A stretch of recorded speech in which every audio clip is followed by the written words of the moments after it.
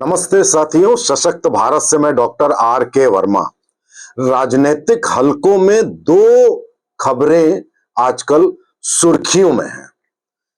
एक राजस्थान की deputy chief minister को लेकर और एक केंद्र में केंद्रीय मंत्री को लेकर। हालांकि हमारी पार्टी यानी कि भारतीय जनता पार्टी में ऐसा कभी नहीं होता है कि कभी भी किसी मंत्री या किसी के बारे में कोई प्रश्न खड़ा हो आमतौर पर। लेकिन पहली बार ये प्रश्न खड़े हुए हैं। इनका जो सोर्स ऑफ इंफॉर्मेशन है वो मेरे पास पुख्ता नहीं है सिवाय सोशल मीडिया के। तो जो सोशल मीडिया पे खबरें उड़ रही हैं और उनका चूंकि कोई खंडन नहीं कर रहा है, तो ये मान के चला जा रहा है कि इसमें थोड़ी बहुत सत्यता तो होगी ही।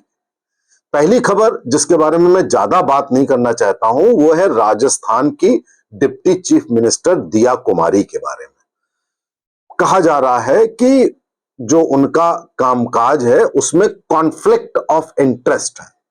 साथियों, आप जानते होंगे कि कॉन्फ्लिक्ट ऑफ इंटरेस्ट का मतलब होता है कि आप जिस मंत्रालय में हैं, अगर उसी मंत्रालय से संबंधित कोई ऐसा मामला है जो जिसमें आपको लाभ मिल सकता है तो आप वो मामला नहीं करेंगे।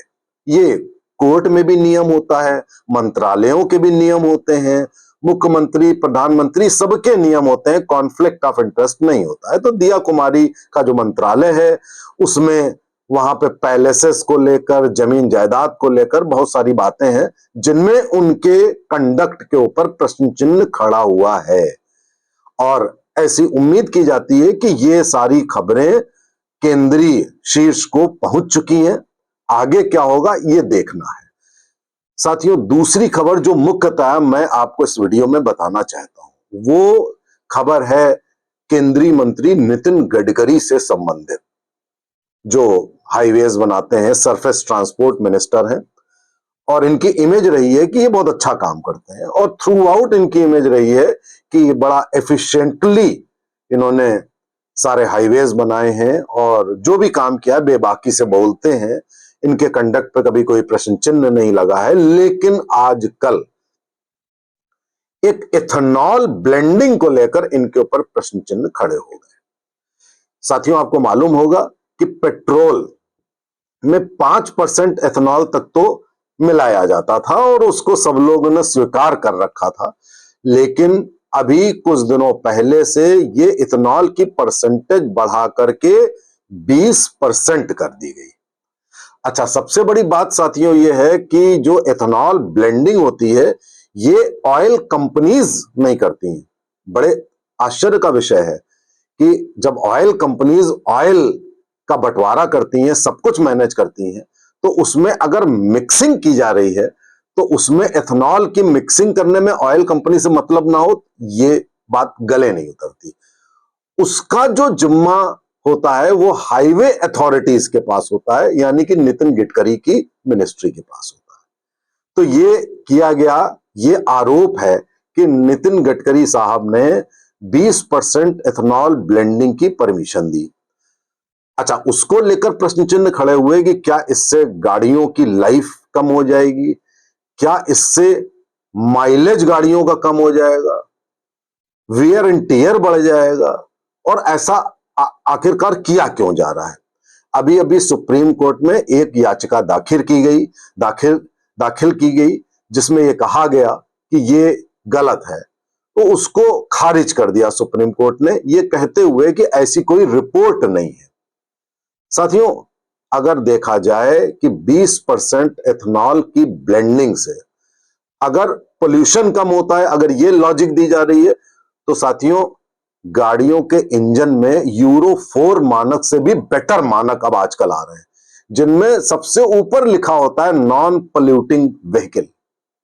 तो जो हमारी सारी व्हीकल्स नॉन पोल्यूटिंग है, तो ये दलील देना कि पेट्रोल में एथेनॉल की मिक्सिंग से सब प्रदूषण कम हो जाएगा, ये बिल्कुल ये गले नहीं उतरती बात, ये मुझे सत्य प्रतीत नहीं होती।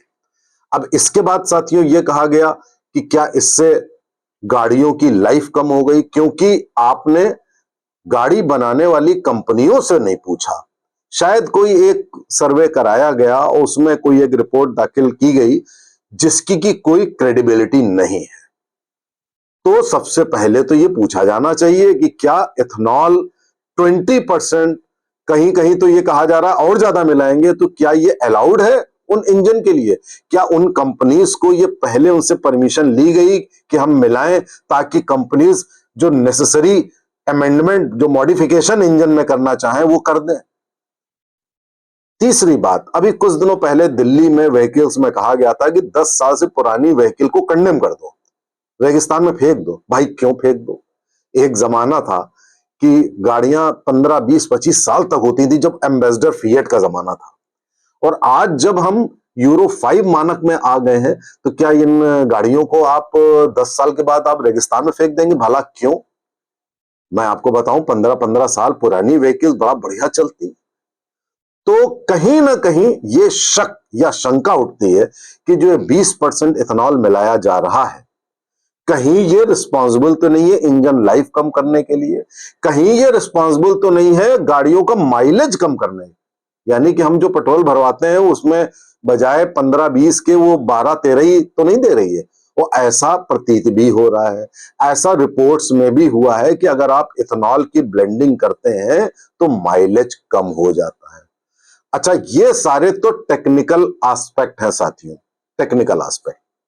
लेकिन अब आप मेन एस्पेक्ट पे आ जाइए जिस पर मैं ये वीडियो बना रहा हूं। मेन एस्पेक्ट ये है कि एथेनॉल बनाने वाली कंपनी वो नितिन गडकरी के बेटे की है, जिसका कि 1 साल पहले ऐसी खबर है, मैं पुष्टि के साथ नहीं कह सकता है, कि 17 करोड़ का टर्नओवर था, वो बढ़कर लगभग 650 करोड़ 1 साल के अंदर हो गया।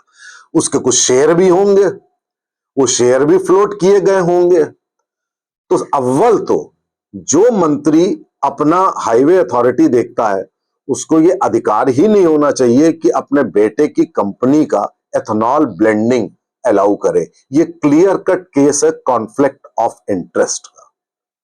आपको याद होगा कि एक बार कोर्ट में एक मामला गया था और हाई कोर्ट के जज ने कहा कि मेरे पास रिलायंस इंडस्ट्रीज से संबंधित कोई मुकदमा था।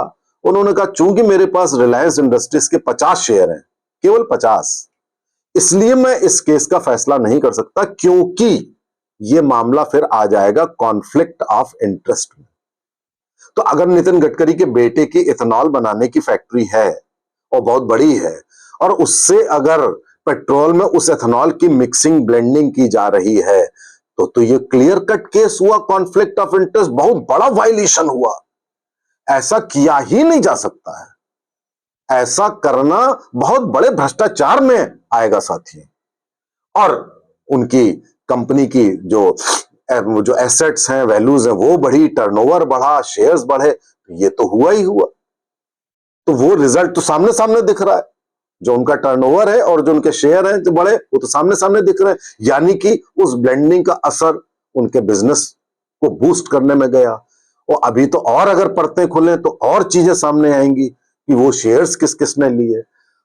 यदि ये सारी रिपोर्ट सही है, नितिन गडकरी जी बहुत अच्छे आदमी हैं, बहुत ही सम्मानित हैं, भारतीय जनता पार्टी के हमारे अध्यक्ष रहे हैं और संघ से बड़ा उनका क्लोज रिश्ता है, तो हम फिर उनकी जिम्मेदारी और भी ज्यादा हो जाती है, तब हमारी अपेक्षाएं उनसे और ज्यादा हो जाती है। फिर हम उनसे ये चाहेंगे कि भाई बेटे की कंपनी अगर इथेनॉल बनाती है तो सबसे पहले तो वो मिनिस्ट्री आप छोड़ दीजिए। अब भाई आप देखिए, मनोज सिन्हा का इंटरव्यू मैं सुन रहा था कि मनोज सिन्हा जब गए और उनको कश्मीर में कुछ कंपनीज को ठेका देना था और एक कंपनी में उनका बेटा नौकरी करता था, तो उन्होंने सबसे पहले बेटे से कहा कि वो नौकरी छोड़ दो, क्योंकि अगर तुम वो नौकरी करोगे तो कॉन्फ्लिक्ट ऑफ इंटरेस्ट का मामला आ जाएगा।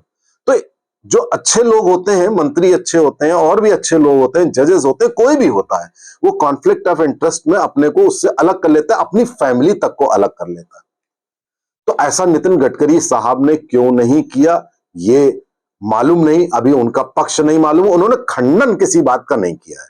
ट्विटर पे बड़ी जबरदस्त खबरें ये चल रही हैं, कहीं भी खंडन नहीं किया है, इसलिए ये वीडियो बना रहा हूं, क्योंकि नितिन गडकरी जी से ये उम्मीद करी ही नहीं जा सकती कि वो किसी भी किस्म के भ्रष्टाचार में संलिप्तता या उसको मूक सहमति या कॉन्फ्लिक्ट ऑफ इंटरेस्ट या कोई ऐसा कंडक्ट जो गाड़ियों से संबंधित है, जो कि 4 व्हीलर 2 व्हीलर से लेकर पूरे देश की जनता से संबंधित है, वो ऐसा कर दें, ऐसी आशा हम करते नहीं है।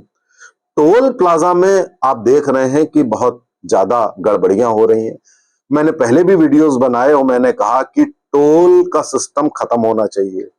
ये क्यों चल रहा है मुझे मालूम नहीं। हमें उम्मीद थी गडकरी जी से कि आप टोल का सिस्टम कुछ और करेंगे, आप पेट्रोल में 50 पैसे बढ़ा दें, 1 रुपया बढ़ा दें, लेकिन टोल को खत्म करें। उससे बहुत ज्यादा प्रॉब्लम्स हैं, गुंडों को ये ठेके दिए जाते हैं, किस तरीके से हम लोग बीच में रोके जाते हैं, कोई मेंटेनेंस नहीं होता है, इनडेफिनिट पीरियड के लिए वो हो जाता है टोल, इनडेफिनिट पीरियड के लिए, जो कि सही नहीं है। उसमें से आधा पैसा उन गुंडों की जेब में जाता है, तो ये गलत है। लेकिन खैर, उस पर भी कोई पॉलिसी डिसीजन गडकरी जी का नहीं आया, जो कि आना चाहिए था, ये हमारी उम्मीद है। तीसरी बात, इधर बहुत दिनों से हम सब लोग देख रहे हैं कि जितनी हाईवे में जो हाईवेज बन रहे हैं, उनकी क्वालिटी बड़ी पुअर है। ना जाने कितने हाईवेज धस गए, ना जाने कितने हाईवेज में क्रैक्स आ गए, प्रॉब्लम्स आ गई। जो शुरुआत में गडकरी जी का काम था, आलीशान बनाने वाले जो हाईवेज थे, उसमें भी, उस इमेज में भी ये डेंट लगा है।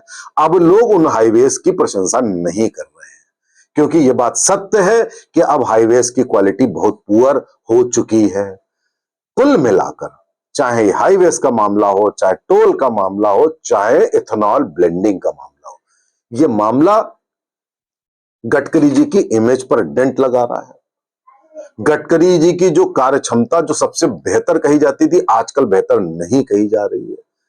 उनको बाहर आना चाहिए और उनको अपना पक्ष रखना चाहिए कि कॉन्फ्लिक्ट ऑफ इंटरेस्ट है कि नहीं, आपकी नीतियां क्या हैं, ये बात। और मुझे लगता है कि हमारे शीर्ष को भी गडकरी जी से पूछना चाहिए कि भाई, इतनी खबरें आ रही हैं, इसमें क्या सत्यता है। तो साथियों, ये जो बात है, चूंकि मैं संघ से रिलेटेड हूं, मैं भारतीय जनता पार्टी का विचारक हूं, तो मैं सत्य बोलूंगा, और सत्य में मैं अपने अपने ऊपर भी अगर कोई आक्षेप है तो उसको भी सामने कहूंगा। तो ये फैक्ट्स आपके सामने हैं, और मुझे आशा है कि आने वाले 15-20 दिनों में इन दोनों मसलों पर कोई ना कोई निर्णय या कोई क्लैरिफिकेशन हमारी पार्टी, हमारी सरकार और इन दोनों मंत्रियों का अवश्य आएगा। नमस्ते, जय हिंद, जय भारत।